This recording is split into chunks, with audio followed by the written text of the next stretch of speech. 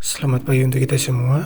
Perkenalkan, nama saya Marcelinus Layan, NIM 2023311055, kelas B. Nah, teman-teman, di sini saya akan membahas materi masuknya dan berkembangnya kolonialisme dan imperialisme Eropa di Indonesia. Nah, poin pertama, penjelajahan samudra oleh bangsa barat.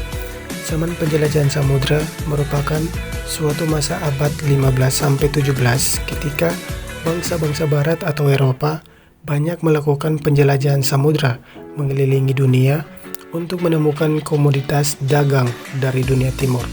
Pelopor penjelajahan samudra yaitu Inggris, Spanyol, Portugal.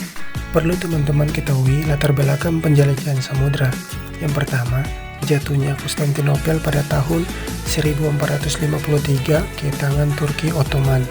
Yang kedua, penemuan dan perkembangan baru di bidang teknologi maritim seperti Caravel dan munculnya teori Kopernikus. Yang ketiga, buku catatan perjalanan Marco Polo dan adanya dorongan gold, glory, dan gospel.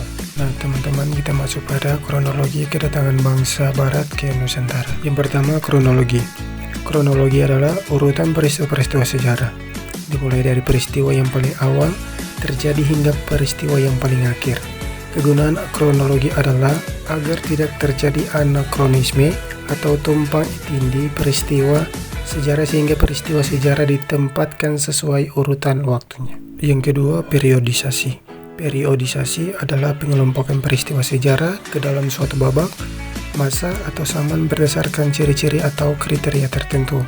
Misalnya saja, berdasarkan regional, periodisasi sejarah Indonesia menurut Sartono Kartodirjo dapat dibagi menjadi 4, yakni prasejarah Indonesia, zaman kuno, dan zaman baru. Perlu teman-teman ketahui, yang pertama datang ke Nusantara pada tahun 1511, Alfonso de Albuquerque berhasil menguasai kota pelabuhan Malaka. Yang kedua pada tahun 1521, Sebastian de Calño atau Spanyol berlayar bersama Ferdinand Magellan. Setelah Ferdinand Magellan meninggal, ia melanjutkan perjalanan pulang ke Spanyol melewati Tidore, Maluku, Timur, dan menyeberangi Samudra Hindia. Yang ketiga, pada tahun 1579, si Francis Drake berlabuh di kerajaan Ternate dan dijamu oleh Sultan Ternate Ba'abullah. Yang keempat, pada tahun 1596, Cornelis de Houtman tiba di Banten pada tahun 1596 dengan menggunakan 4 kapal. Yang kelima, pada tahun 1602, James Lancaster yang melakukan pelayaran ke Indonesia, kapalnya tiba di Aceh. Yang keenam, pada tahun 1770, James Cook, pelaut terkenal Inggris, setelah melakukan pelayaran ke Australia, singgah di Batavia karena kapalnya mengalami kerusakan. Nah, teman-teman, poin yang berikut, kolonialisme. Berasal dari kata koloni, wilayah kekuasaan, dan isme, paham. Paham yang menganut adanya pengembangan kekuasaan suatu negara atas wilayah beserta manusianya yang berada di luar batas negaranya. Dibedakan menjadi 1. Kolonialisme eksploitasi, 2. Kolonialisme penduduk, 3. Kolonialisme deportasi. Nah, teman-teman, poin yang berikut, imperialisme. Berasal dari kata imperium, pemerintah, dan isme, paham. Nah, suatu sistem jajahan yang dibentuk dengan cara membentuk pemerintahan jajahan di wilayah yang dijajah. Dibedakan menjadi 1. Imperialisme kuno dan 2. Imperialisme modern. Nah, poin yang berikut, masa penjajahan Portugis. Bangsa Portugis masuk ke Nusantara di bawah pimpinan Alfonso de Albuquerque yang berhasil menaklukkan Goa pada tahun 1510 dan Malaka pada tahun 1511. Sejak itu, Portugis menguasai perdagangan rempah-rempah dari Asia ke Eropa. Nah, bangsa Portugis kemudian menjalani kerjasama dagang, terutama untuk komoditas lada dengan kerajaan Sunda atau penjajaran, ditandai dengan dibuatnya Padrao atau Prasasti Kerjasama tahun 1522. Nah, bangsa Portugis diusir dari Ternate oleh Sultan Ba'abullah tahun 1575. Berdasarkan kesepakatan Lisabon tahun 1859 antara kerajaan Belanda dan kerajaan Portugal, bangsa Portugis akhirnya menyingkir dari Hindia Timur kecuali bagian timur Pulau Timor atau kini wilayah Timur Leste. Yang berikut, masa penjajahan Spanyol. bangsa Spanyol masuk ke Nusantara melalui rombongan yang dipimpin oleh Sebastian de Cano. Rombongan tersebut tiba di Maluku pada tahun 1521. Sambutan baik Tidore dimanfaatkan Spanyol untuk mengembangkan kekuasaannya lebih besar. Spanyol mendirikan benteng dan mulai melakukan monopoli perdagangan. Nah, persaingan antara Spanyol yang membantu Tidore dan Portugis yang membantu Ternate berakhir setelah dikeluarkannya Perjanjian Saragossa. Berdasarkan perjanjian itu, Portugis menguasai Maluku dan Spanyol menguasai Filipina. Nah, poin yang berikut garis Tordesillas. Perjanjian Tordesillas adalah suatu perjanjian yang ditandatangani oleh Tordesillas atau sekarang di Provinsi Valladolid, Spanyol, pada 7 Juni 1494 yang membagi dunia di luar Eropa menjadi duopoli eksklusif antara Spanyol dan Portugal sepanjang suatu meridian 1550 km sebelah barat Kepulauan Tanjung Verde atau lepas pantai barat Afrika, sekitar 39 derajat 53 bujur barat. Wilayah sebelah timur dimiliki oleh Portugis dan sebelah barat oleh Spanyol. Perjanjian Saragossa mempertegas perjanjian Tordesillas tahun 1494. Poin yang berikut masa penjajahan VOC. VOC dibentuk pada tahun 1602 sebagai upaya untuk memperkuat diri dalam menghadapi persaingan dagang dengan negara atau bangsa lain. Mempunyai hak oktori atau hak istimewa VOC. Kebijakan VOC di negara jajahan antara lain monopoli, ekstripasi, pelayaran hongi atau hongi token, strategi deferred and import atau politik adu domba. Pada 31 Desember 1799, VOC secara resmi dibubarkan dan pemerintah VOC di Nusantara pun diambil alih pemerintah Kerajaan Belanda. Penyebabnya 1. Korupsi, 2. Biaya kepegawaian semakin besar, 3. Banyak mengeluarkan dana untuk perang, 4. Persaingan dengan kongsi dengan lain.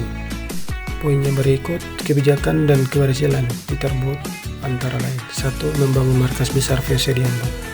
2. Berhasil mengadakan perjanjian dagang dengan Maluku. 3. Menaklukkan Pulau Timur. 4. Mengusir Spanyol dari Tidore. 5. Meski berkantor pusat di Ambon, Both juga mendirikan kantor dagang VOC mula-mula di Banten pada tahun 1610, kemudian di Jayakarta pada tahun 1611. Poin yang berikut kebijakan dan keberhasilan Peterson antara lain memindahkan markas besar VOC dari Ambon ke Jayakarta, mengusir orang Inggris di Pulau Rune yang diam-diam tetap melakukan perdagangan dengan penduduk Banda. 3. Mengusir dan melenyapkan penduduk asli Banda. 4. Menerapkan kebijakan ekstripasi. Poin yang berikut masa Daendels. Pada tahun 1795, Prancis berhasil menguasai Belanda dan membentuk Republik Batav di bawah pemerintahan Louis Napoleon. Pemerintah Prancis mengirim Herman Willem Daendels pada tahun 1808 sampai 1811 untuk menjalankan pemerintahan di Hindia Belanda dengan tugas utama mempertahankan Pulau Jawa dari serangan Inggris. Kebijakan yang paling terkenalnya adalah membangun jalan raya pos dari Anyar hingga penaklukan sepanjang 1.100 km. Jalan raya ini untuk mempermudah mobilitas pasukan di Jawa. Poin yang berikut masa Janssens. Daendels dipanggil kembali ke Belanda pada tahun 1811 dan diganti oleh Jan Willem Janssens. Pasukan Inggris mendarat di Batavia pada 4 Agustus 1811 dan berhasil menguasai kota tersebut pada 18 September 1811. Janssens menandatangani kapitulasi Tutang sebagai tanda resmi penyerahan Hindia Belanda kepada Inggris. Poin yang berikut masa Thomas Sandford. Masa pemerintahan Inggris di Nusantara dimulai sejak 18 September 1811. Beberapa kali kebijakannya. 1. Membagi Pulau Jawa menjadi 16 keresidenan. 2. Menghapus peran para bupati sebagai pemungut pajak dan menjadikannya sebagai pegawai pemerintahan kolonial. 3. Menetapkan sistem sewa tanah. 4. Memberikan kebebasan kepada para petani untuk menanam tanaman yang laku di pasaran dunia. Pemerintahan Raffles berakhir pada tahun 1816 dan digantikan oleh John Feudal Jr. Konvensi London pada tahun 1814 berisi kesepakatan agar Inggris mengembalikan tanah jajahan Hindia Belanda kepada Belanda. Poin yang berikut pelaksanaan sistem ekonomi liberal. Faktor utama munculnya sistem ekonomi liberal adalah kemenangan kelompok liberal dalam parlemen Belanda. Pengaruh sistem ekonomi liberal: A. Meningkatkannya jumlah pengusaha asing yang ingin menanamkan modalnya di Hindia Belanda. B. Banyak bermunculan perkebunan swasta asing di Hindia Belanda. C. Berkembangnya kegiatan pertambangan. D. Terjadinya penggerahan tenaga kerja secara besar-besaran. Nah, berikut beberapa undang-undang yang dikeluarkan pada masa sistem ekonomi liberal. Undang-undang Agraria, Undang-undang Gula. Nah, dampak sistem ekonomi liberal: A. Eksploitasi sumber daya alam dan sumber daya telah melampaui batas. B. Penduduk pribumi kehilangan tanah miliknya yang terpaksa disewakan atau bahkan dijual. C. Mereka terpaksa menjadi kuli di tanah mereka sendiri. Kelompok komunis di negeri Belanda mengusulkan dilaksanakan politik etis sebagai pengganti politik liberal. Poin yang berikut pelaksanaan politik etis. Latar belakang munculnya politik etis: yang pertama, adanya kritikan dari kaum humanis terhadap kebijakan politik pintu terbuka.